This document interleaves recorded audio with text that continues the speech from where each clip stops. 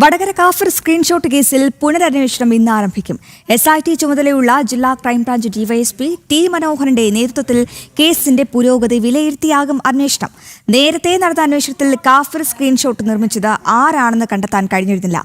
ഈ സാഹചര്യത്തിൽ സ്ക്രീൻഷോട്ട് പ്രചരിപ്പിച്ച ഫോണുകളുടെ ശാസ്ത്രീയ പരിശോധന റിപ്പോർട്ടിലൂന്നിയാകും SIT അന്വേഷണം. വിവരങ്ങളുമായി രമ്യ ദാസ് ചേരുന്നുണ്ട്. രമ്യ, മനോഹരമായ കടലിന് മുന്നിൽ നിന്നാണ് രമ്യ റിപ്പോർട്ട് ചെയ്യുന്നത്. എന്തായാലും കാഫർ സ്ക്രീൻഷോട്ട് വിവാദവും ഈ കടല് തിര ഇളകി വരുന്നത് പോലെ എങ്ങനെ ഇളകി വരികയാണ്. അപ്പോൾ ഈ കേസിൽ അന്വേഷണം എങ്ങനെയാണ് ഇപ്പോൾ പുരോഗമിക്കുന്നത് രമ്യ?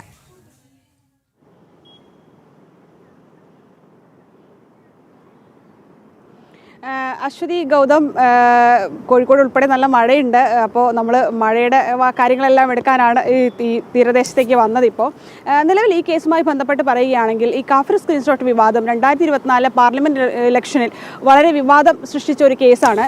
അപ്പോൾ ഈ കേസിലാണ് ഇപ്പോൾ പുതിയ അന്വേഷണ സംഘം, അതായത് സ്പെഷ്യൽ ഇൻവെസ്റ്റിഗേഷൻ ടീമിൻ്റെ ഒരു ഇന്ന് ആരംഭിക്കുമെന്നുള്ളതാണ് നമുക്ക് പറയാനുള്ള ഏറ്റവും പുതിയ വാർത്ത. അതായത് പാറക്കൽ അബ്ദുള്ളയുടെ ഇടപെടലിനെ തുടർന്ന് ആഭ്യന്തരമന്ത്രിയാണ് കഴിഞ്ഞ ദിവസങ്ങളിൽ ഈ കേസ് അന്വേഷിക്കാൻ വേണ്ടി ഒരു സ്പെഷ്യൽ ഇൻവെസ്റ്റിഗേഷൻ ടീമിനെ നിയോഗിച്ചത്. ആ ടീമിൻ്റെ ആദ്യ യോഗം ഇന്ന് ചേരും. അതായത് രാവിലെ 10 മണിക്ക് വടകര റൂറൽ SP ഓഫീസിലാണ് ആദ്യ യോഗം ചേരുക. അതായത് SIT ചുമതലയുള്ള ജില്ലാ ക്രൈംബ്രാഞ്ചിൻ്റെ DYSP ടി മനോഹരൻ്റെ നേതൃത്വത്തിലാണ് കേസിൻ്റെ പുരോഗതി വിലയിരുത്തുക. കാരണം ഈ കേസ് 2024 തിരഞ്ഞെടുപ്പ് കാലത്ത്, അതായത് ലോക്സഭാ തിരഞ്ഞെടുപ്പ് കാലത്ത് ഉണ്ടാകുന്നു. പക്ഷേ ഈ സ്ക്രീൻഷോട്ട് ആരാണ് നിർമ്മിച്ചതെന്ന് കണ്ടെത്താൻ ഇതുവരെ ആയിട്ടില്ല. പല ഘട്ടങ്ങളിലായി പോലീസ് ഈ കേസ് അവസാനിപ്പിക്കാനായി കോടതിയിൽ ഉൾപ്പെടെ ശുപാർശ നൽകിയിരുന്നു. ഈ കേസാണ് നിലവിൽ ഇപ്പോൾ ഈ പാറക്കൽ അബ്ദുള്ള MLA-യുടെ ഇടപെടലിനെ തുടർന്ന് വീണ്ടും പുനരന്വേഷിക്കുന്നത്.